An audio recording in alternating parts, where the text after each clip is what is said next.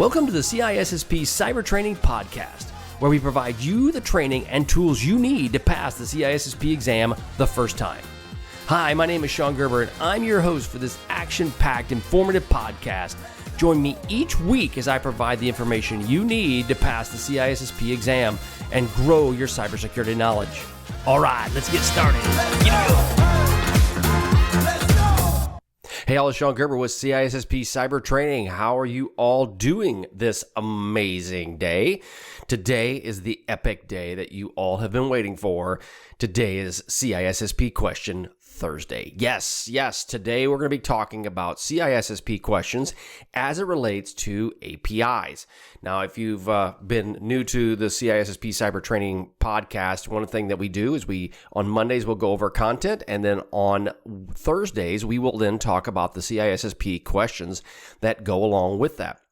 So today we're going to be getting into, we call it, basically how I have it laid out in my CISSP courseware is in various groups. So I have all these gobs of questions that you can go and get at CISSP Cyber Training, and you can get access to them to be able to study for the exam. And it'll actually give you quizzes. You can go through and then take the test, and then from there you can go ahead and see how you do as it relates to the questions.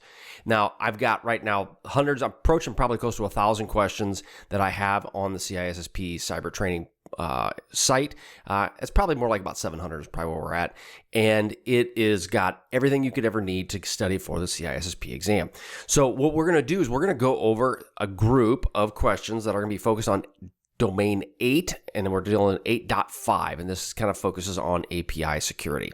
So some of the questions are, and we're just going to roll through these, and then we can talk through them as the explanation comes around. All right, so question 1, which of the following is a best practice for securing API keys? A, embedding them in a client-side code. B, hard-coding them in the server-side application. C, storing them in a secure server-side environment variable. Or D, sending them via email for easy access. Now, if you're not connected with APIs, you think of it just as no different. It's just an automated process that's allowing connections between 2 points. So if you want to have the best practice for securing these API keys, that would be storing them in a secure server-side environment variable. Now, what that really basically means is you don't want these to be exposed to the client side, basically the code on the back end. You don't want to have people having access to the overall security or the code themselves, the credentials, so that those can be intercepted in the conversation that is communicating between the APIs. So you want to have that set up in a server-side environment variable where it reaches out and grabs those and then utilizes them, and then they're just destroyed at that point. So it's not a situation where it's actually hard-coded within the actual API key itself. Or the API connection, I should say. I've seen this happen with cloud environments. It's really cool where you have the variable called out in the code. It then reaches out into a key management system, uses that from that variable, uses the key itself and authenticates. And so it's never actually physically exposed in the API transmission whatsoever. I know there's a lot of stuff there, but it's a secure server-side environment is where you want it. So if you're burying through these questions and you're trying to figure it out, one of the things is hard coding, that's bad. Embedding, that's bad. Sending them via email, that's bad. So you can narrow it down to that third question, or third answer, I should say. What is the primary function of an API gateway in API security? A, rate limiting. B, data encryption. C, user authentication. Or D, both rate limiting and user authentication. Again, what is the primary function of an API gateway in API security? And the answer is D, both rate limiting and user authentication. When you're dealing with an API gateway, it does serve multiple functions, which would include rate limiting to prevent API abuse and user authentication as part of the access control that allows access in and out. Again, so when it comes right down to it, the overall secure environment, data encryption is not a primary function of the API gateway. It's a method it's used, but it is not the primary function of the overall API gateway. Question 3, which of the following is not a common API security threat? A, injection attacks. B, man-in-the-middle attacks. C, data encryption. Or D, broken authentication. So if you look at all of those, the only one that doesn't sound like an actual threat would be data encryption. So again, which of the following is not a common API security threat? And that would be data encryption. That is a security measure, not a threat. Injection attacks, man-in-the-middle attacks, and broken authentication are common security threats that are faced by APIs. Question 4. In API security, what does OAuth 2.0 provide? Again, in API security, what does OAuth 2.0 primarily provide? A. Data encryption. B. Authentication. C. Authorization. Or D. Data integrity. Again, what does OAuth 2.0 provide? Now, if you think about OAuth, what is OAuth? OAuth deals with authorization. So the answer would be C. OAuth 2 is an authorization framework that does enable an application to obtain access to the user accounts through the HTTP service. Okay, so it deals with authorization, not authentication, encryption or data or the overall data integrity. So you want to make sure that you're dealing with OAuth is authentication, or I should say authorization, not authentication. Sorry, it's even challenging for me. All right, what type of attack might be mitigated by implementing input validation in APIs? A. DDoS attacks. B. SQL injection. C. Phishing. Or D. Eavesdropping.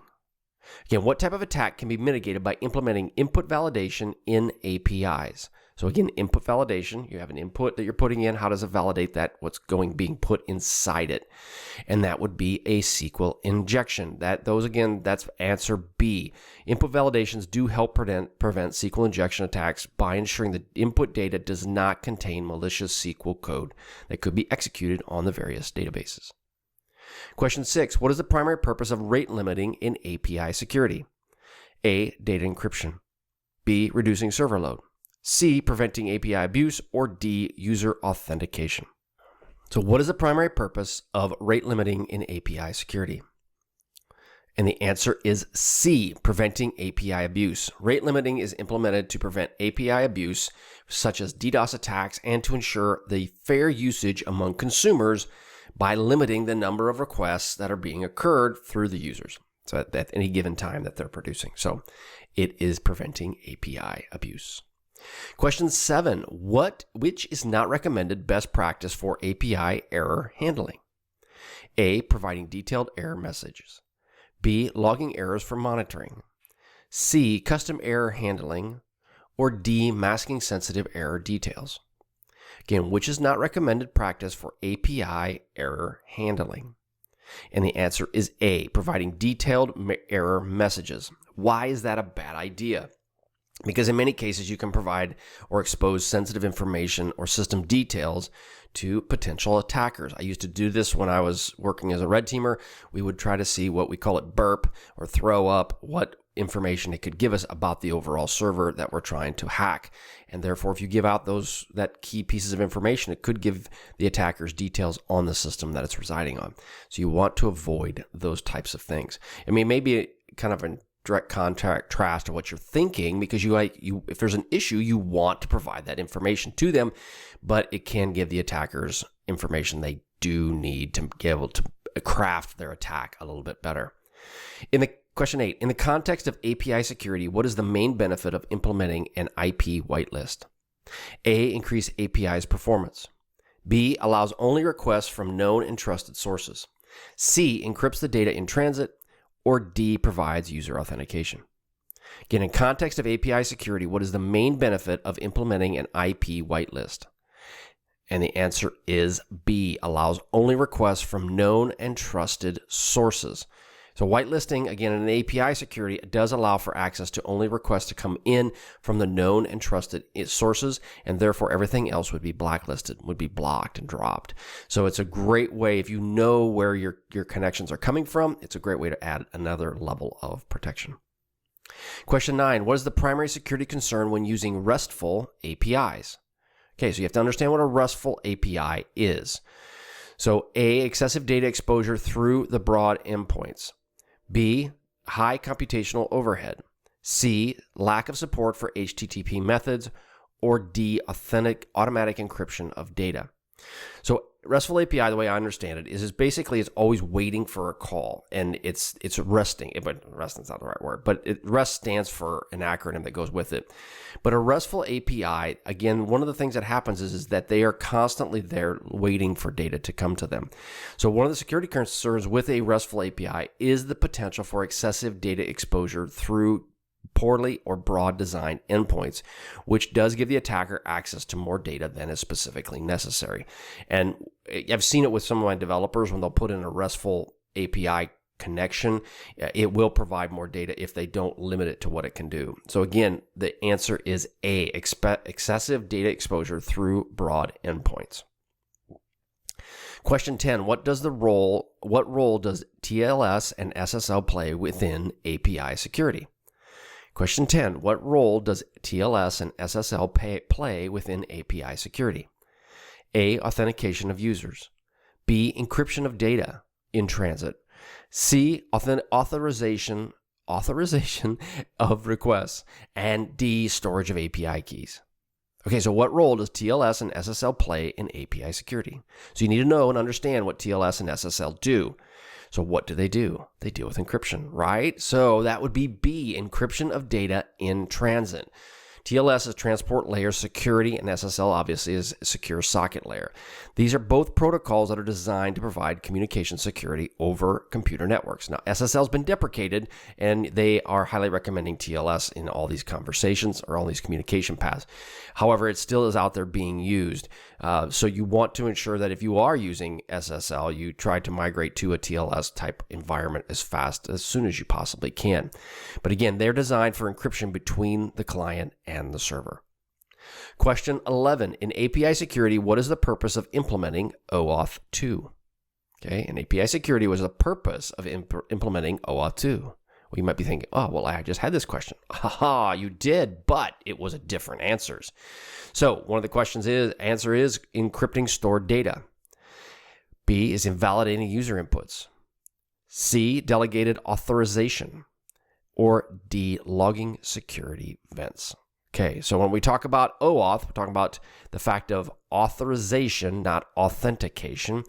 And authorization would be C, delegated authorization. OAuth 2 is used for delegated authorization, allowing third-party apps to access user data or perform actions on behalf of the user without exposing the user's credentials. Question 12, which of the following is not a component of secure API design? A, data masking. B, principle of least privilege. C, secure endpoint design. Or D, rate limiting. So which is not a component of secure API design? Again, focus on the word secure. And the answer is D, rate limiting. Even though it's a part of API management, right? We talked about that earlier. It is not a component that is around itself as a secure method for API designs. Data masking, principle of least privilege, secure endpoint designs, those are all part of a secure API overall design plan. Question 13, which is a key aspect of API logging for security purposes? A, storing user passwords for accountability. B, logging sensitive information such as API keys. C, detailed logging of all API transactions. And D, avoid logging of personal information or personal identifiable information, or also known as PII, which is the key aspect of API logging for security purposes. Why would you log API calls? And the answer is D, avoiding logging of personal identifiable information. So that's a key part of that. So while logging is important, it's crucial to avoid logging of any sensitive information such as PII and the API keys that you may have as well. That protects the security of the connection as well as helps with the privacy aspects of the API connection themselves. Question 14, what is the main advantage of using an API gateway in microservices architecture? So you got to understand what the API gateway is. We talked about that in a question earlier, and you got to understand what microservices are. A, reduces the number of microservices needed. B, centralizes user authentication and rate limiting. C, encrypts data stored in microservices. Or D, automatically writes API documentation. Okay, so again, understanding what is the gateway, it's just basically a central point, and microservices are, basically code that's running servers and server type activities. So it's B, centralizes user authentication and rate limiting. The microservices architecture and the API gateway will centralize common tasks such as authentication and rate limiting, thereby avoiding these individual microservices and of multiple places, and then reducing redundancy. And also by having that centralized point, you do allow security to be focused in one central spot versus having to ensure each of these connections is secure. Again, when you're dealing with API connections individually are fine as long as you can control them. But as soon as you can have the ability to start growing these API connections beyond just a few, then it becomes very problematic, and quickly you will lose control of the security of these systems because unless you have a very good process in place to ensure that security is enabled in all of these APIs that are being produced for your company. Question 15, the last melon, the last question. Why is regular key rotation important in API security? Well, that kind of makes sense, right? You want to kind of think about a key rotation on anything, but let's talk about API security. A, it enhances the performance of encryption algorithms. B, it reduces the complexity of encryption process. C, it minimizes the risk of key compromise over time. Or D, it's a requirement for all encryption standards. So again, why is it a regular key rotation important within API security? And it is C, it minimizes the risk of key compromise over time. Like everything else, if you do key rotation or password rotation, it does help minimize the risk of a compromise.